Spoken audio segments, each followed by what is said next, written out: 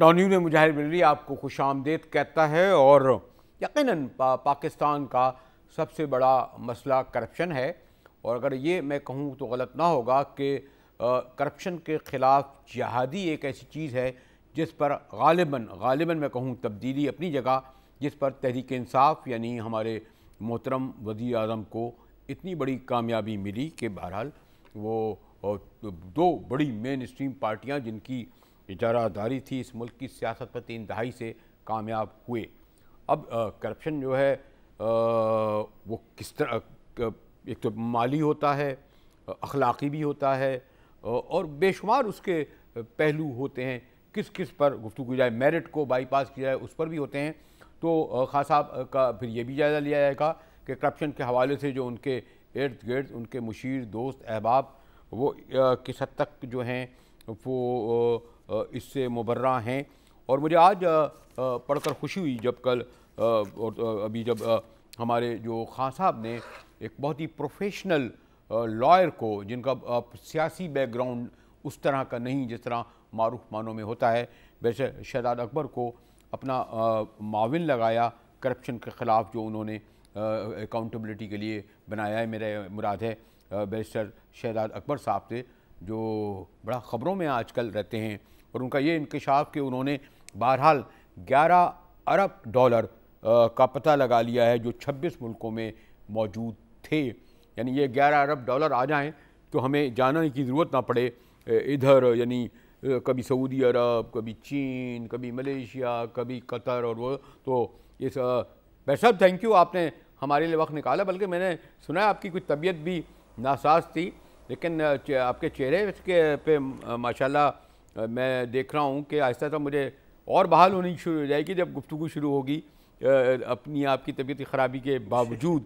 तो जैसे मैंने कहा, एक तो ये आपने जब इतनी बड़ी इंकिशाफ जो किया, जो आया 26 मुल्कों में 11 अरब डॉलर, और बहुत बड़ी रकम है। लेकिन ज़रा लाइटर में मैं सोच रहा हूँ ये क्या हो रहा है कि ये आज मैं पढ़ रहा था शेख रशीद साहब, आज तमाम चैनल इसी पे गुफ्तगू कर रहे थे। मुझे कहा भाई इसी पे गुफ्तगू करो, ये शेख रशीद साहब ने क्यों कह दिया हमारे खान साहब के जो है ओपन बैट्समैन को, तर्जुमान को कि 8 दिन से पिकनिक मना रहे हैं।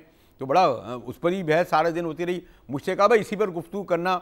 तो क्या ऐसे ही लाइटर में भी लिया जाए? पिकनिक विकनिक क्या बना रहे होंगे लंदन में, क्यों बैरिस्टर?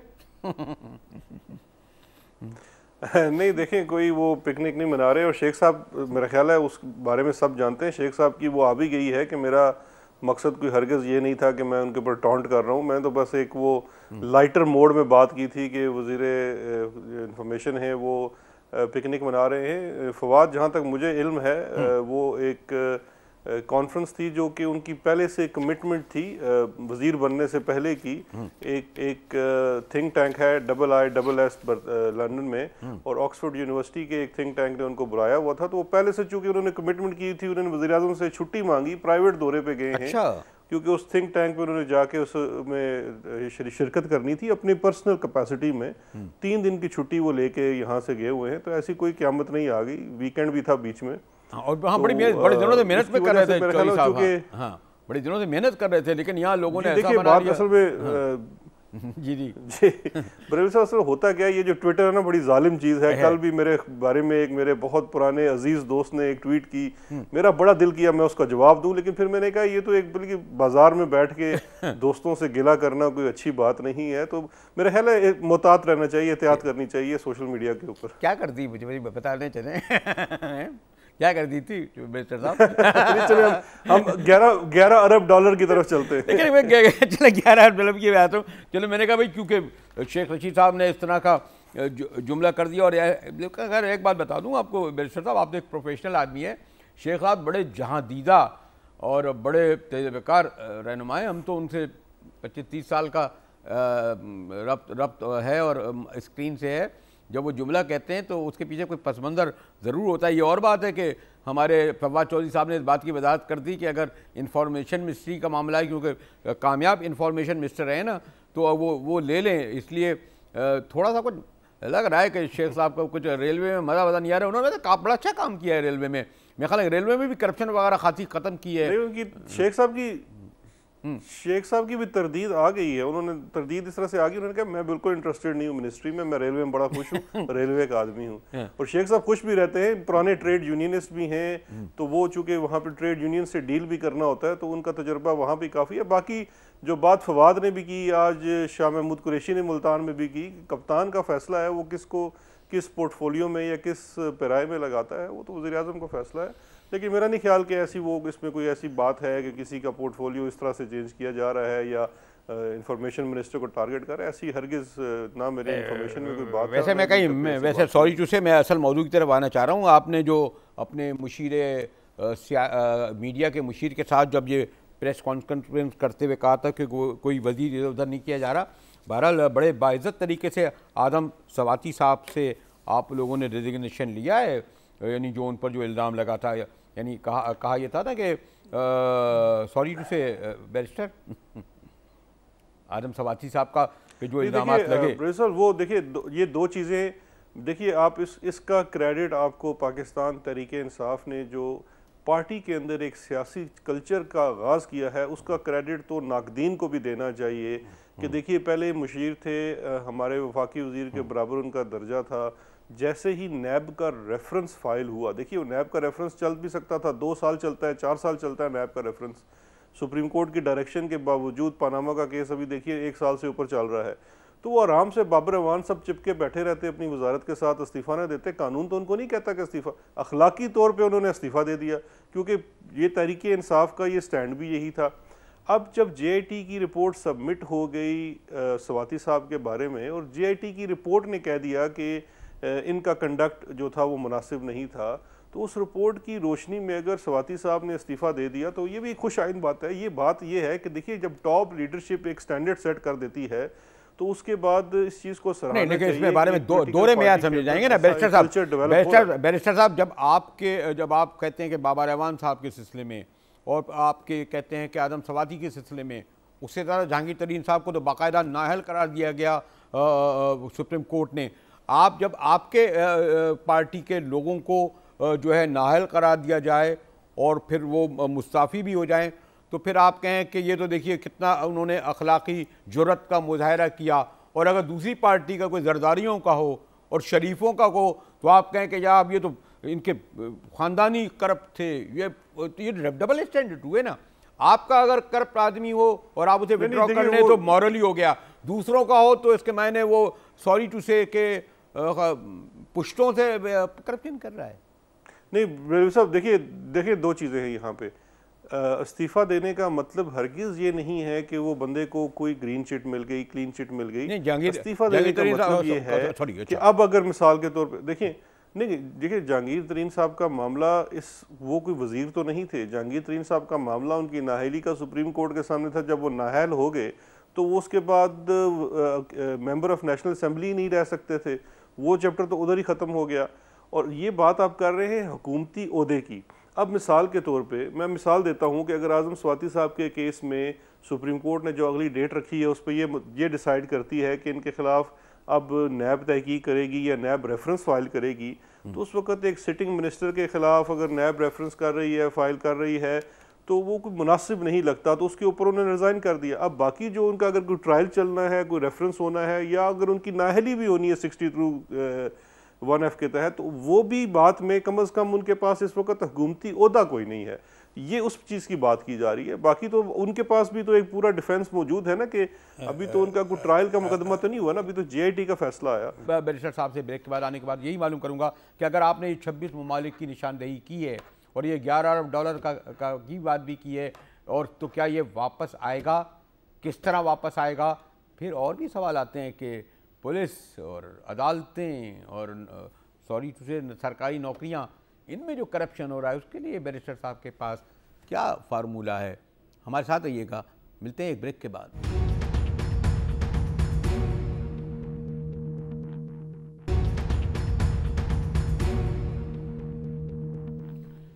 डॉन न्यूज़ में एक बार फिर मुजाहिद आपको खुशामदीद कहता है। मेरे मेहमान हैं मोहतरम बैरिस्टर शहजाद अकबर साहब, और मुझे ऐसा लग रहा है कि अपने इब्तिदा में मैंने ऐसे ही उनसे एक बार पहली बार इनसे याद अल्लाह हुई है, और इनको पता नहीं क्यों मैं इतना कसूरवार ठहरा हूँ, हालांकि एक करप्शन जैसे बहुत बड़ा जो हमारी यहाँ कैंसर है उसके ख़िलाफ़ जिहाद में मसरूफ़ हैं। और फिर ये भी हकीकत है कि बहरहाल तहरीक इंसाफ, उसकी क़यादत और ख़ुद खान साहब की पॉलिसियों पर, बातों पर, भोलपन पर, जैसा कह जाते हैं मिड टर्म, उस पर एतराज़ हो जा सकता है, लेकिन उनकी ज़ात के बारे में बड़े काम किए निज़ाम नहीं लगता।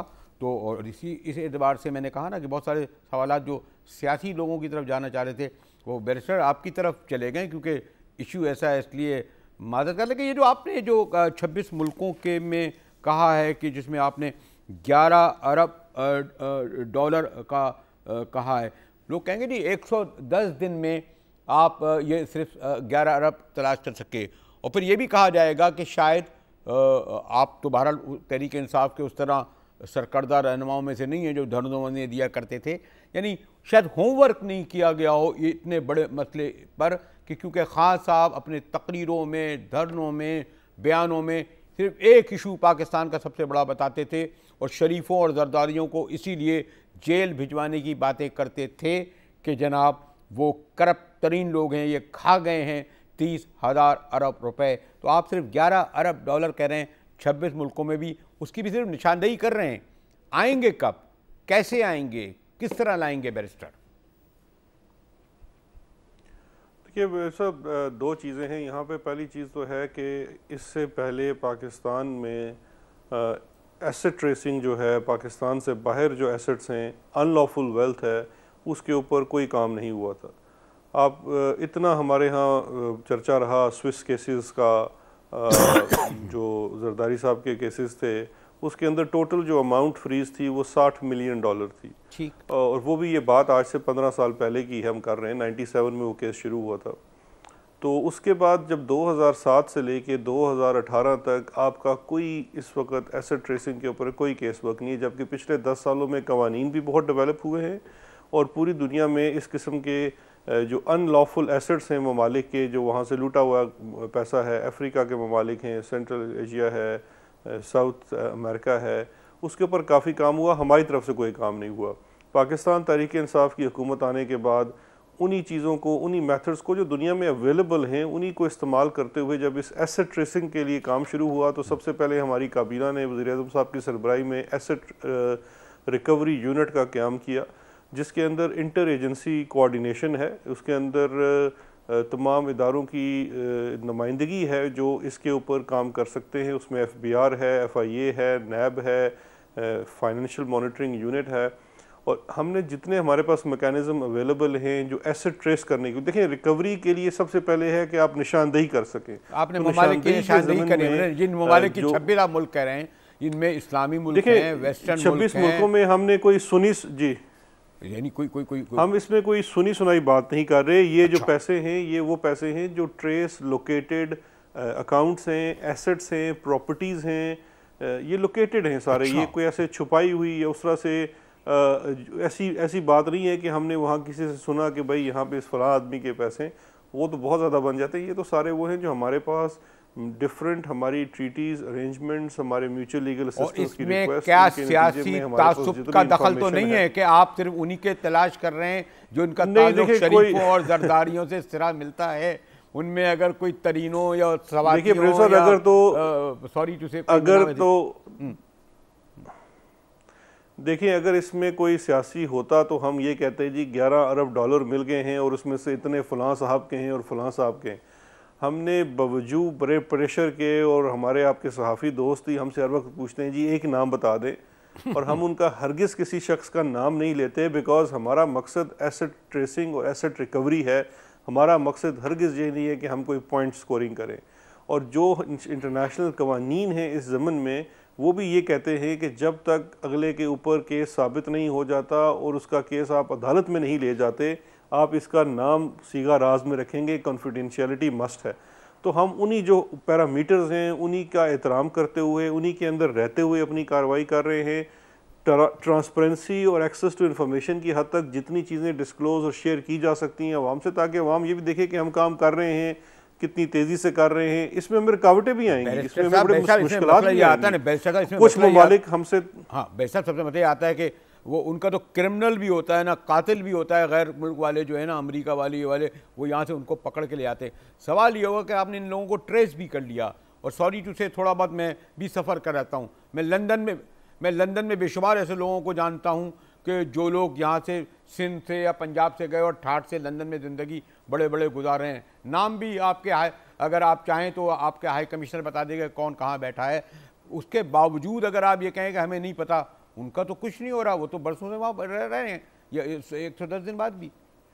देखिए, जो ब्रदर साहब बरसों की खराबी है वो अब दिनों में तो ठीक नहीं की जा सकती। अब उसके लिए पहले आपको सिस्टम्स बनाने पड़ते हैं। अब वो सिस्टम्स क्या हैं? अब एक तरफ हम एसेट ट्रेसिंग कर रहे हैं और एसेट रिकवरी के ऊपर काम कर रहे हैं। उसमें टैक्सेशन की डोमेन है, मनी लॉन्ड्रिंग की है, प्रोसीड ऑफ क्राइम है, सिविल रिकवरी है, अनएक्सप्लेन्ड वेल्थ ऑर्डर की प्रोसीडिंग्स हैं मुख्तलिफ ममालिक में, उन सब के ऊपर काम किया जा रहा है केस टू केस बेस के ऊपर।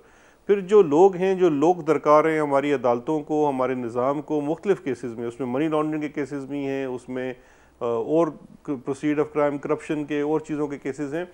उन चीज़ों के लिए देखिए, अगर कंसंट्रेशन बरतानिया है तो बरतानिया के साथ हमारा एक्स्ट्राडिशन की ट्रीटी नहीं रही, और उस एक्स्ट्राडिशन की ट्रीटी के ऊपर कभी ईमानदारी से काम भी नहीं किया गया।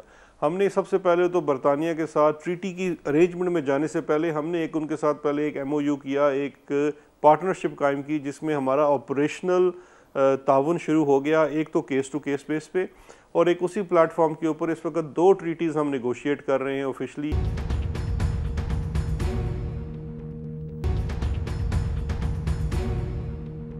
मैंने एक बड़े मोहतरम आपकी पेशे से ताल्लुक़ रखते हैं इरफान कादिर साहब को ज़हमत दी है, सिर्फ ये मालूम करने के लिए, सॉरी आपको इस रात के पहले में ज़हमत दी। इरफान कादिर साहब, बैरिस्टर शहजाद अकबर साहब ने जैसे आज जो बयान दिया कि उन्होंने 26 मुल्कों में कोई 11 अरब डॉलर का मालूम कर लिया है, तो हमारे कवानीन क्या कहते हैं? मतलब मालूम कर लिया, और आपको भी पता है 11 अरब डॉलर क्या 1100 अरब डॉलर होंगे। ट्रीटी किस तरीके से उन लोगों को, और आप और मैं सब जानते हैं कि कौन लोगों के पास दुबई में, लंदन में ये सब बैठे हैं, क्या ये मुमकिन होगा कि तहरीक इंसाफ वाले ये 11 अरब डॉलर या 1100 अरब डॉलर ये ला सकेंगे? मोहतरम, बहुत प्रोफेशनली मैं मालूम स्पेसिफिक करना चाहूँगा मोहतरम इरफान कादिर साहब। मेरा ख्याल है कि जी ये तो मुझे तो बिल्कुल ये नामुमकिन सी चीज़ लग रही है, लेकिन शहजाद साहब कॉन्फिडेंट हैं, अल्लाह करे कि इनको बड़ी कामयाबी हो जाए। लेकिन मेरी सिर्फ इनसे ये रिक्वेस्ट है कि इन्होंने जो बहुत सारी बातें की हैं, इन्होंने काफ़ी एफर्ट किया है, और अच्छी बात है कि ये स्ट्रगल में शामिल हैं इस वक्त और स्ट्रगल कर रहे हैं, लेकिन इनके कुछ फैक्ट्स ऐसे हैं जो कि इनको थोड़े से उनमें ज़्यादा डीपली जाना चाहिए। फॉर एग्जांपल, अभी ये ट्रीटी की बात कर रहे थे बरतानिया में कि इस पे कोई काम नहीं हुआ, तो इस ट्रीटी पे तो बहुत ज़्यादा नेगोशिएशन हुई है, रेड पेयर एक क्लॉज इसकी डिस्कस हो चुकी है, इसकी कोई एक शिक ऐसी नहीं है जो डिस्कस नहीं हुई। अच्छा। और बरतानिया को और पाकिस्तान के ये तमाम मैटर्स जो है डिस्कस हो चुके हैं। हाँ, ये ट्रीटी आज तक क्यों नहीं हुई उसके फैक्ट्स बिल्कुल डिफरेंट है, और मैं चाहूंगा कि शहजाद अकबर साहब उन फैक्ट्स को भी देखें और उससे कोई स्पेसिफिक आप सवाल पूछ रहे हैं। चले आप, मैं तो आप तो लॉयल लोग हैं, आप समझ लें, मैं ऐसे ही खामोश होकर बैठ जाता हूँ। मैंने कहा मेरा तो सवाल देहाती है, लेकिन आप स्पेसिफिक बैरिस्टर शहजाद अकबर से कहते हैं। माशाल्लाह, मैं उनसे सवाल नहीं पूछ रहा, मैं तो बल्कि इन अ वे उनको एक किस्म का अपना जो इनपुट है वो दे रहा हूँ कि इन चीज़ों को भी वो देख लें, ताकि जब वो यहाँ पे आपको बताएं या कौम को कॉन्फिडेंस में लें, तो उनकी बात जो है वो जो अब तक जो बात की है वो ज्यादा उनकी बात पुरअसर हो, और हम उसको ज्यादा लोग उससे चले कोई वन और टू, ताकि मैं फिर आपसे बैरिस्टर से कॉन्टेक्स्ट में बात कर रहा हूँ। और बाकी ये जो रिकवरी की आप बात कर रहे हैं, ये इससे पहले एसेट ट्रेसिंग में जो भी खासे एफर्ट्स हुए हैं, ये नहीं मैं कह सकता कि एफर्ट्स नहीं हुए, बहुत एफर्ट हुए थे, लेकिन वो तमाम एफर्ट्स जो थे वो इतना खातिर खा नतीजा नहीं निकल सका, अखराजात बहुत ज्यादा हुए हैं। और अभी मैं समझता हूँ कि सबसे पहली चीज तो ये है कि इन्होंने ये एक चीज ऐसी है जो कि कॉन्फिडेंशियल मैं समझता हूँ होनी चाहिए, और अगर ये बात कॉन्फिडेंशियल है, हेलो जी जी अगर जी, अगर ये बात कॉन्फिडेंशियल है तो फिर ये बात अभी फिलहाल मंजर आम पे आनी नहीं चाहिए थी, ताकि ये ऑपरेशन मुकम्मल हो जाते, और मुकम्मल होने के बाद कौम के सामने एक अच्छी चीज आती कि भाई ये पाकिस्तान से लूटी हुई दौलत जो है हम अब सामने ले आए हैं। लेकिन इससे हो क्या रहा है कि वो जो पाकिस्तानी है, जो पाकिस्तान ओवरसीज पाकिस्तानी है, जो बाहर गए हुए हैं, जो मेहनत करते हैं, जिन्होंने बड़ा पैसा कमाया, उनको लग रहा है जैसे कि एसेट्स जो नॉन सोर्स के अंदर लाके तो हमें ये रगड़ना चाहते हैं, उससे कोई अच्छा इंप्रेशन नहीं जा रहा, गवर्नमेंट का भी और पाकिस्तान का भी। और चूंकि बहुत सारे हमें फ्यूचर में इन्वेस्टमेंट्स की जरूरत है, तो वो जो इक्तिसादी जो पहलू हैं इनको उसकी तरफ भी जरा तवज्जो देनी चाहिए। और पाकिस्तान की जो एक साख है इक्तिसादी दुनिया में, उसको हमें किसी तरह से भी इंजर नहीं करना चाहिए, ताकि पाकिस्तान में ज्यादा से ज्यादा इन्वेस्टमेंट आ सके। तो अच्छा इरफान काजी साहब, आखिरी सवाल इसलिए ताकि मैं बाद में बैरिस्टर से तफसील से आवाज़ हूँ, क्या हमारे पास ऐसे कवानीन हैं कि हम दुबई और लंदन ख़ास तौर पर वो जो जायदादें उनकी हैं अरबों खरबों की, जिनकी वो मनी ट्रेल भी नहीं दे पा रहे, वो ला सकें? ऐसे मुआहदे हैं, ऐसा कानून है, ऐसा कोई इंटरनेशनल लॉ है? सबसे पहली बात तो ये है कि वो आपने देखा होगा एनआरओ केस में वो जज था वो जवाद उस बेचारे ने बड़ी शोर डाला और कभी कहा जी रोजाना वो बुला लेता था नैब को और वो वफाकी सेक्रेटरीज को और सबको। और अभी भी बड़ा सुप्रीम कोर्ट हमारे सामने है। तो शहजाद साहब को मैंने सुना है पीछे, इन्होंने फरमाया है कि अभी ये बहुत से जूरिस्डिक्शंस में जाएंगे। तो मैं बिल्कुल उम्मीद करता हूं कि ये कामयाब होंगे, लेकिन अब तक का जो एक्सपीरियंस है मैं समझता हूं कि इस तरह की चीजों से एक नेगेटिविटी फैलती है। और मैं खुद पर्सनली इस चीज के हक में नहीं हूं जब तक कि हमारे पास ठोस शवाहिद नहीं आ जाते कि किसी ने तो बहुत बड़ी करप्शन की और वो मुल्क से पैसा लूट के लेके गया। अगर ऐसी चीज नहीं आती तो हमें इस तरह की चीजों में मैं समझता हूँ नहीं जाना चाहिए। ये एक फ्यूटाइल एक्सरसाइज है और ये waste of time. Okay barrister, आप इरफान कादिर साहब से अमूमन मैं रुजू करता रहता हूँ, आपको इल्म है ये मेरा सब्जेक्ट वगैरह है नहीं, तो इसीलिए कभी कभी इनकी रहनुमाई ले लेता हूँ आप लोगों से गुफ्तगू करने के लिए। इन्होंने जो कुछ कहा बैरिस्टर शहजाद। जी जी, बड़ा अच्छा करते हैं आप। इरफान कादिर साहब तो मेरे उस्ताद भी रहे हैं और बड़ा मैं इनका एहतराम करता हूँ। मैं फैक्चुअली बातें में कुछ चीज़ें मैं ऐड करना चाहता हूँ। पहली बात है, इरफान कादिर साहब जो ट्रीटी के ऊपर निगोशिएशंस की बात कर रहे हैं, उस वक़्त ये 2005 में बरतानिया के साथ एक जॉइंट जुडिशल वर्किंग ग्रुप बना था और उस पे ऊपर ये ट्रीटी के ऊपर काम ज़रूर हुआ था और एक शिक के ऊपर बात हुई थी। लेकिन बात ये है कि काम होने के बावजूद जब पॉलिटिकल विल दोनों ममालिक की नहीं होती तो ट्रीटीज़ नहीं हो पाती। मैं सिर्फ ये अर्ज़ कर रहा हूँ कि इस वक्त पॉलिटिकल विल है। पॉलिटिकल विल ये है कि हमने करप्शन के ऊपर ज़ीरो टॉलरेंस रखनी है। हमने पाकिस्तान से बाहर से जो पाकिस्तानियों का पैसा अनलॉफुल मनी, जो किसी का हार्ड अर्न मनी है, जो वहाँ कमा रहा है, वो तो हमारे पाकिस्तान के लिए सबसे बड़ा सरमाया है, क्योंकि वो पाकिस्तान रेमिटेंस भेजता है। हम हरगिज़ जिस बंदे का जायज़ पैसा है उसको कोई ना डर होना चाहिए ना उसको डर होता है। तो ये एक बड़ा एक हॉक्स क्रिएट कर देना जी कि इससे सरमायादारी रुक जाएगी, मैं उससे कोई एग्री नहीं करता। अगर ये ऐसी बात होती तो ये एसेट रिकवरी यूनिट इंडिया में भी है, अमेरिका में भी है, बरतानिया में भी है, जर्मनी में भी है। तो क्या उन मुल्कों में इन्वेस्टमेंट रुक गई है?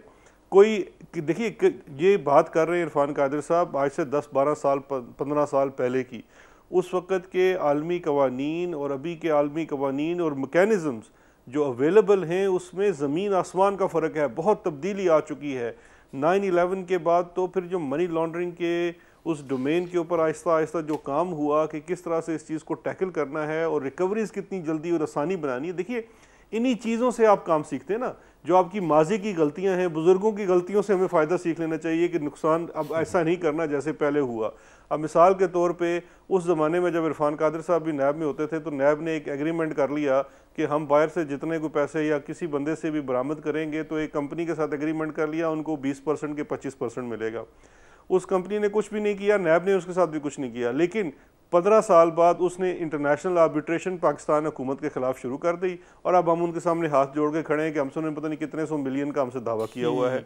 ऐसी गलतियां हम नहीं करेंगे और ऐसी गलतियां हमें नहीं करनी चाहिए। और माजी में अगर ऐसी गलतियां हुई हैं तो उनसे हम सबक ज़रूर सीख रहे हैं, इसमें कोई दूसरी राय नहीं है। लेकिन पॉलिटिकल विल है और आलमी, देखिए आलमी कुव्वतों की तरफ से, जो आलमी दूसरे ममालिक हैं उनकी तरफ से बड़ी ओपननेस है। मैं स्विस के साथ गया, उनके साथ ट्रीटी हमारी इतने अरसे से पड़ी थी, रेटिफाई नहीं हो रही थी। मैं उनके साथ जाके बैठा, उन्होंने रेटिफाई की। आपको पता है बरतानिया हमारे साथ, आप दोनों बहुत बड़े जो इस पाए के लॉयर हैं, और लेकिन मैं उनके जो मेरे पीछे कैमरे वाले होते हैं वो हमसे ज़्यादा वो हैं, कहते हैं अब आप ब्रेक ले लें, उसके बाद बैरिस्टर साहब को पूरा मौका दीजिए कि तफसील से बात करें। और हाँ, अपने एक बात कही है, ज़रा मैं इस बात का भी मौका दूंगा जब ब्रेक के बाद आऊँ। तो एक सवाल हमारे बैरिस्टर हमारे जो मोहतरम इरफान कादिर साहब भी आपकी गुफ्तगू की रोशनी में कर लें, तो फिर मैं आपको तफसीली मौका दूँ कि ताकि आप जवाब दे सके। बड़ा अहम मौजू है और गालिबन पाकिस्तान का सबसे बड़ा मसला करप्शन। मिलते हैं एक ब्रेक के बाद।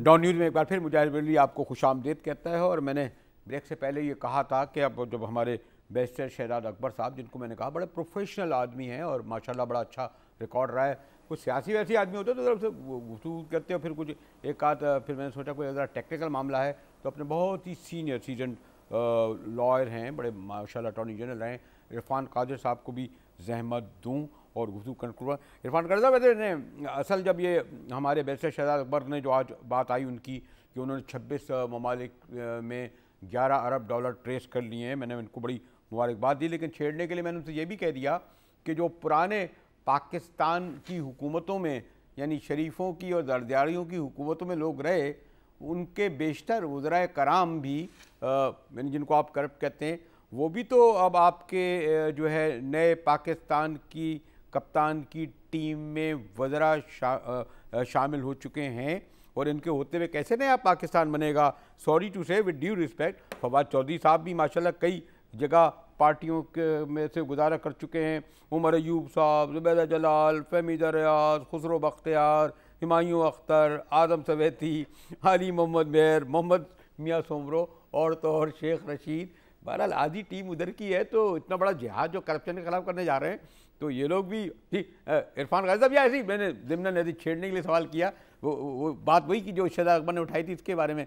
जी इरफान कादिर साहब, मुझे तो ये फीलिंग है कि शहजाद अकबर साहब जो हैं वो तो बिल्कुल एक गैर सियासी काम कर रहे हैं और वो जैसे आप फरमा रहे हैं कि ये तो एक बड़ा टेक्निकल इश्यू है जो उन्होंने जिसको छेड़ा है। और जहाँ तक रहा इस सारी चीज के सियासी मुहर्रकात का ताल्लुक, तो उस पर तो फिलहाल मैं बात करूंगा, लेकिन उससे पहले मैं मुख्तसरन शहजाद साहब के गोश गुजार कर दूं कि इन्होंने अभी बात की थी कि मेरे होते हुए एक एग्रीमेंट हुए थे, एसेट ट्रेसिंग एग्रीमेंट।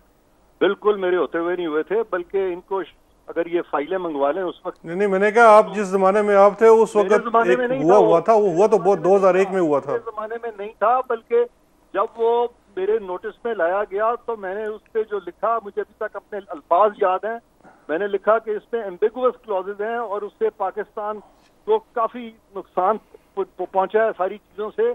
और एम्बिगुइटी के लिए मैंने उसको रिजॉल्व करने के लिए मैंने डॉक्ट्रिन ऑफ कॉन्ट्रा प्रेफरेंटम पे रिलाई किया था। और डॉक्ट्रिन ऑफ कॉन्ट्रा प्रेफरेंटम आप भी देख लीजिएगा, वो डॉक्ट्रिन ये होती है कि जब क्लॉजेज इस तरह की एग्रीमेंट में डाल दें जो कि किसी एक पार्टी की फेवर में हो, तो जिस पार्टी ने वो क्लॉजेज को इनकॉर्पोरेट किया होता है एग्रीमेंट को उसकी अगेंस्ट इंटरप्रेट करते हैं। लेकिन अफसोस ये है कि वो सारी क्लॉजेज डाल के तो जो भी उसका हशर हुआ वो आप जानते हैं। और अब भी अगर एसेट ट्रेसिंग एग्रीमेंट इस तरह के हुए आने वाले दिनों में, तो वो बहुत यानी एक खराब सूरत हाल पैदा हो सकती है।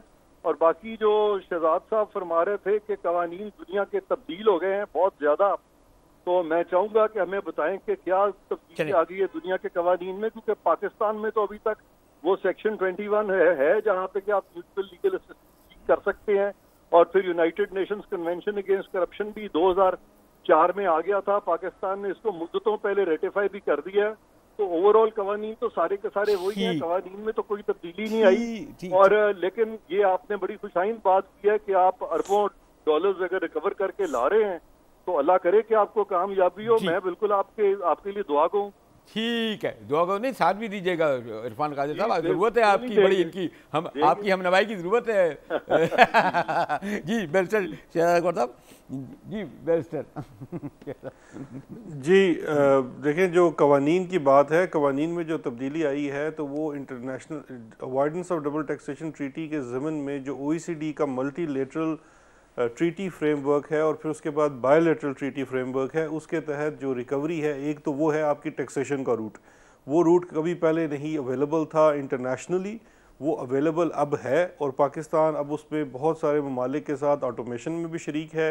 और हम इस वक्त जो बायोलेटरल ट्रीटीज़ हैं वो भी कर रहे हैं और उसमें जो रिकवरी होती है एसेट के ऊपर थ्रू टैक्सेशन मीन वो स्पीडियर है। बाकी मैं इरफान कादिर साहब की बात से एग्री करता हूँ कि जो आपका म्यूचुअल लीगल असिस्टेंस वाला मोड है वो बड़ा टाइम कंज्यूमिंग है, उसमें टाइम लग सकते हैं, लेकिन उसमें भी जो एक तब्दीली आई है और जो बहुत बेहतरी हुई है और उसके ऊपर बड़ा पिछले 10 सालों में बड़े प्रेसिडेंट्स डेवलप हुए हैं, वो है सिविल रिकवरी का। जब हम पहले गए थे स्विस केसेस के अंदर तो वो क्रिमिनल नेचर के केसेस थे, उसके अंदर एविडेंस का जो वेट होता है वो बड़ा डिफरेंट आपको एविडेंस चाहिए होता है। सिविल रिकवरी जो है, जहाँ पे आपने एसेट को ट्रेस करने के बाद उसमें सिर्फ ये क्योंकि अगर मिसाल के तौर पे उसके साथ अगर आप ऐड कर लीजिए बरतानिया का अनएक्सप्लेन्ड वेल्थ ऑर्डर, जो कि इससे मिलता हुआ बिल्कुल एक कानून स्विट्ज़रलैंड में 2016 में भी आया, जो कि ये कहता है कि अगर पॉलिटिकली एक्सपोज पर्सन है और उसका ताल्लुक किसी ऐसे मुल्क के साथ है जहाँ पे करप्शन होती है और उसका इंडेक्स ज़्यादा है, तो वहाँ पे ये उसके ऊपर सबूत होगा इन अ सिविल सेट, क्रिमिनल मुकदमा नहीं होगा, कि वो ये साबित करे कि ये उसने किस तरीके से यानी कि मनी ट्रेल दे। अगर वो नहीं दे सकेगा तो वो पैसा फ्रीज भी हो सकता है और रीपैट्रिएट हो सकता है। कि आपको ये आपने जो निशानदेही करी 26 मुल्कों की तरह स्पेसिफिक तरह कंक्लूड कर दे, ये कभी करना नहीं चाहिए, जैसे खौफ फैलेगा। बहुत ही स्पेसिफिक जरा बैरिस्टर, क्योंकि मुझे नहीं, देखिए उसमें दो चीज़ें हैं। देखें खौफ तब फैलेगा अगर, देखिए उसमें बात यह है, दो चीज़ें हैं।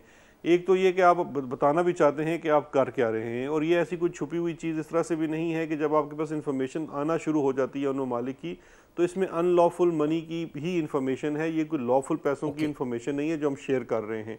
और इसमें ये इससे तासुर बेहतर होता है, मैं ये समझता हूँ। मेरी राय गलत भी हो सकती है जी सर। देखिए FATF की जो हमारा जो रिव्यू है उसकी टीम आई हुई थी, IMF की टीम आई थी, उन सब ने एसेट रिकवरी यूनिट के साथ मीटिंग्स की हमारे, उन्होंने पूरे सिस्टम्स हमारा पूरा उन्होंने देखा कि हम किस तरह से काम कर रहे हैं और काम करने जा रहे हैं, जिससे उनसे हमारी रेटिंग में भी बेहतरी आएगी। कि जिस तरह मिसाल के तौर पे एक हमारा एजेंडा है कि हमने अपना फाइनेंशियल मॉनिटरिंग यूनिट जो कि पूरी दुनिया के साथ कनेक्ट होना चाहिए और नहीं है, उसके ऊपर काम करना है। और हमने अपने आप को एक टारगेट दिया है कि अगले 6 माह में हमने इसको इंटरनेशनली कनेक्ट कर देना है कि बाहर के जो फाइनेंशियल इंटेलिजेंस यूनिट हैं वो इसके साथ डायरेक्टली इंटेलिजेंस शेयर कर सकें फाइनेंशियल, और ये उनके साथ कर सकें। ये अगर हो जाता है तो आपकी एक तो यकीनन जो आपकी तबीयत नासाज थी उसके बाद मैंने रहमत दी, वक्त ये कह रहा है, लेकिन आप आइंदा मौका दें ताकि मैं ऐसे ही बैठ जाऊंगा, आप और इरफान काजी साहब जो गुफ्तगू करेंगे यकीनन उससे हमारे नाजरीन पाकिस्तान नहीं सारी दुनिया में मुस्तफ़ीज़ होंगे, क्योंकि आप में से मैंने कहा आपको कोई ना पॉलिटिकल एजेंडा है ना पॉलिटिकल उस तरह का बैकग्राउंड, और यकीनन इरफान काजी साहब भी अगर आप मदद मांगेंगे और आपके सीनियर भी हैं तो आप उनसे ज़रूर हेल्प लेंगे। जिहाद, करप्शन जैसे खौफनाक कैंसर के ख़िलाफ़ पाकिस्तान के अवाम आपकी पार्टी की क़यादत में इससे निजात हासिल कर सकें, ताकि पाकिस्तान के करोड़ों अवाम को उसके समरात मिल सकें। एक बार फिर बैरिस्टर शहजाद साहब आपका शुक्रिया, और काजू साहब आपका भी। डॉन न्यूज़ से मुजाहिद को इजाज़त दीजिए।